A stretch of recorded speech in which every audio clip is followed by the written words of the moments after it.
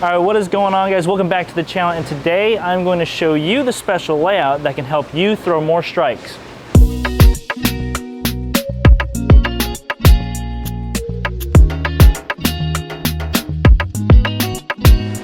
All right, guys, so the layout I'm talking about here, as you may have seen on the thumbnail, is pin in the palm, or what they used to call Rico. For what reason? I've got no clue, but it has since phased out a little bit since they did away with the weight hole. It was a very common practice for a lot of people to go pin in the palm, then have a weight hole somewhere low. And the reason for that is when you go pin in the palm, what you're doing to the bowling ball, specifically the core, is that you're truncating it. So what you're doing is you're raising the RG and you're lowering the diff. Pretty much you're making the ball hook less, which for someone like me, who's a little bit more higher rev rate, a little bit lower tilt, I get the ball to hook very early. So when we go to these bowling centers that have a little bit older lane surfaces, this comes in handy for me a lot to help the ball scoot through the front part of the lane. So here I'm gonna throw for you guys 3 different types of bowling balls. One, don't ask me why I have a crux pearl, I just have one. As you can see, it's pin in the palm and it is an asymmetric for those of you who know what a crux pearl is.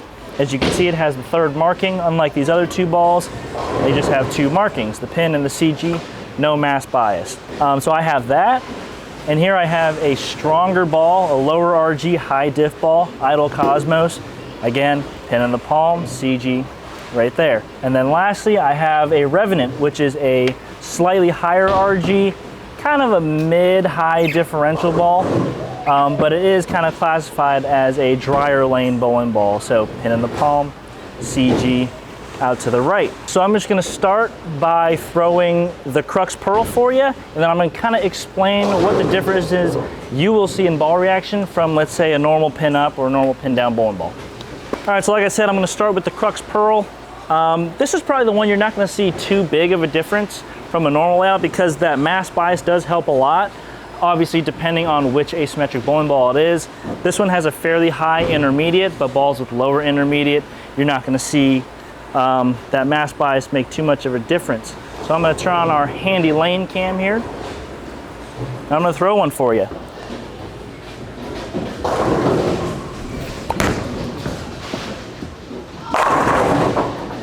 Yeah, so as you can see, there's still pretty strong read in the middle part of the lane, as you'd expect from a high-end bowling ball. That mass bias is helping that ball still kind of read in the middle part of the lane, but for me, I feel a lot of help through the front part of the lane as it, scoots through the front rather than something that I would lay out maybe pin up. Something pin up is what I would expect to dig in the front part of the lane really strong. So I'm gonna throw one more for you guys.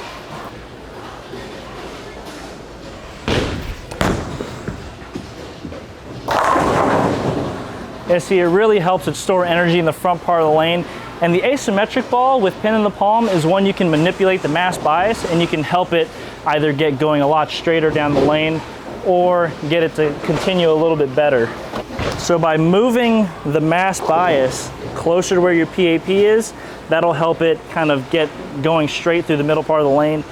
And then if you move it further away, it's gonna delay that hook and make it a little bit, I don't wanna say continuous, but it's not going to be as susceptible to that friction in the middle part of the lane, so it's going to get down there a whole lot better.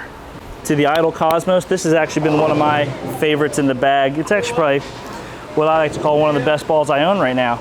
Obviously a very strong core with that same icon core found in all the Idols, and it's got whatever this cover is called, I forget, but it's pretty strong. So my idea with this ball was to almost make the core feel weaker, but still have that strong cover to get it to pick up the right way.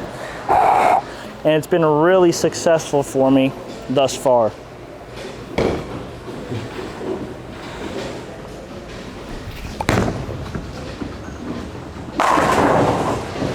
You can see still with that strong cover how easy it gets to the front part of the lane. And that's because the ball's not flaring too much. When you put that pin in the palm, you're pretty much taking more weight out of the top of the core. So you're making it, like I said earlier, you're truncating it, lowering the diff, raising the RG. And as you'll see here, a ball with, over 50 diff, that's not a lot of flare.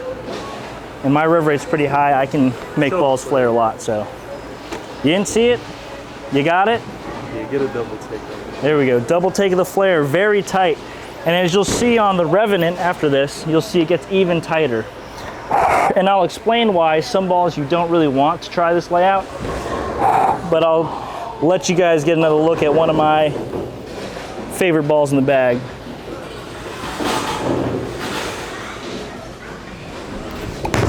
See, that's a pretty terrible shot. It's just so stable and so controllable through the front and the middle part of the lane, which helps me because I have a very heavy hand. I've got zero touch. I've got a little more than Jalen, but not much. So when I do tend to grab one, it won't get offline from me in the front part of the lane, which again, I said is very helpful. But here we are, the Revenant pin and palm.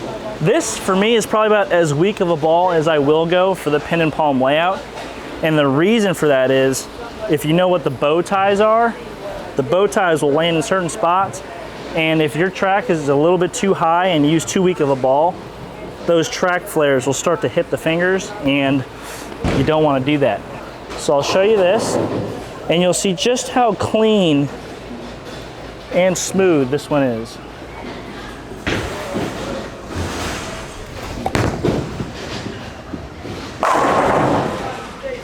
No 9-pin in that rack. Might have left it. But as you can see, again, like the other two balls, very clean through the front part of the lane.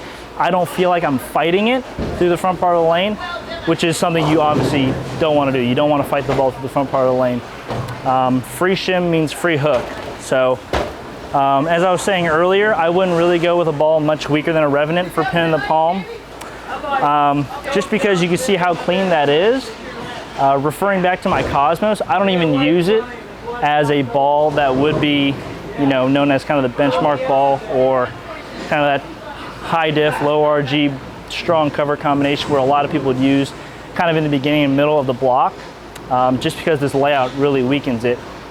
And if I were to kind of put it in a pyramid of balls, it would be pretty far down as far as my progression. It's one of the balls I use when the fronts get really choppy and the lanes start hooking a lot. So that is also something to consider. Again, let's check out the flare on this ball. Very tight. And this is a ball that does have quite a bit of a differential in the core, but you can see what that pin in the palm layout does. So we'll throw one more, and I don't know what I'm going to say after that.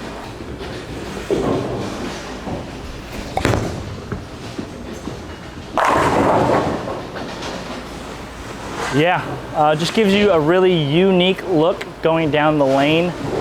If you're two-handed, the equivalent would be that pin in the bridge. I don't recommend it for two-handers because you'll start clobbering the fingers, but you know, don't let me tell you how to live your life. So if you want to try it, go for it. Just know that I'm saying I don't recommend it. But for people who perhaps are a little bit more rev dominant, you have a high rev, low ball speed, ball on a lane surface that is not very good, it's very old, give it a try.